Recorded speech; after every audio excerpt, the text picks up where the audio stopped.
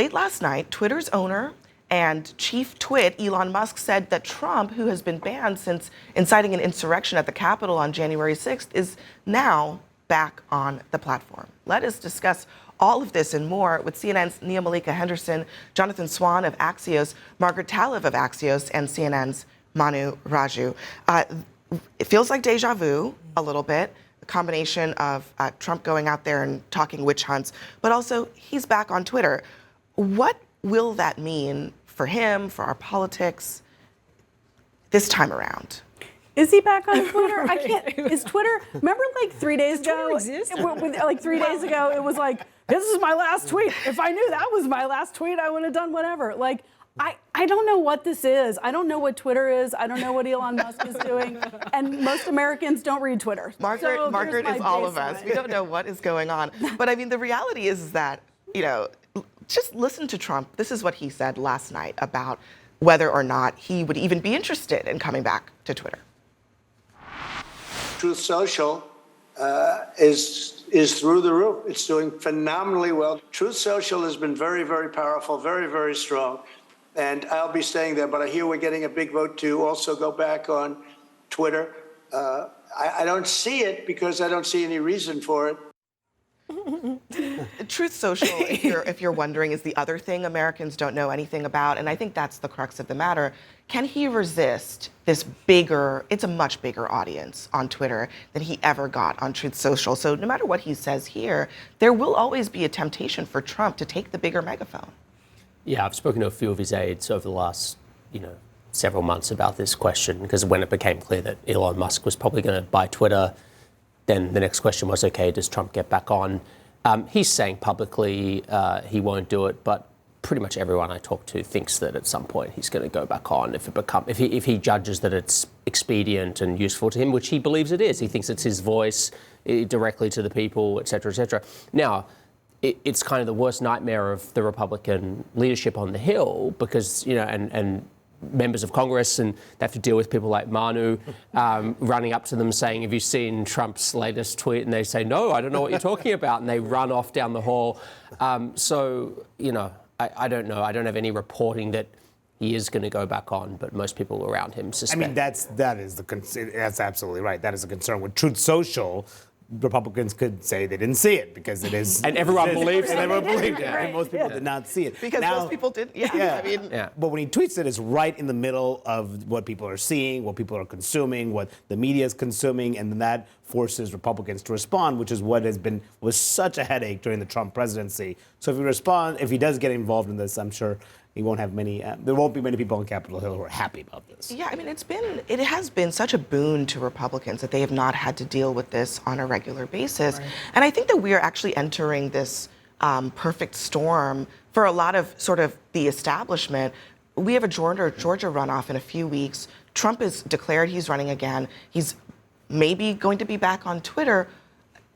I feel like I'm hearing a lot more nervousness about what this could mean in amping up the frustration of the American people with the kinds of stuff that they have twice now rejected. Yeah, Republicans quite worried about this, particularly in this Georgia runoff race. It's December 6th. Does Trump insert himself there? Because now he's obviously run for president. People are covering him much more. Does he get back on Twitter?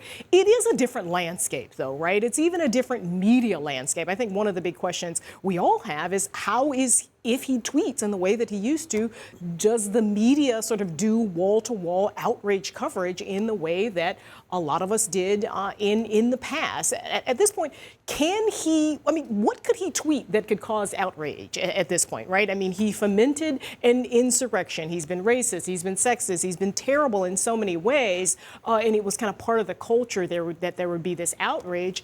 We'll see who he is on Twitter, and we'll see what the reception is, not only from the media, but Republicans. But you see the media saying, we're not going to do this again, but starting to do it again. And you also see Republicans saying, it's time to move on. But if you have 16 Republicans in a GOP primary, guess where we're going to be? Is right back at the start of 2016. Speaking of deja vu, here we are again. We have another special counsel in all of these Trump cases.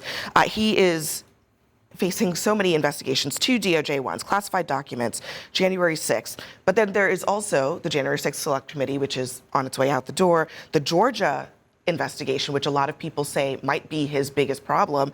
The House Ways and Means tax probe, the Manhattan DA is on his case, and the New York AG is also investigating his companies for fraud.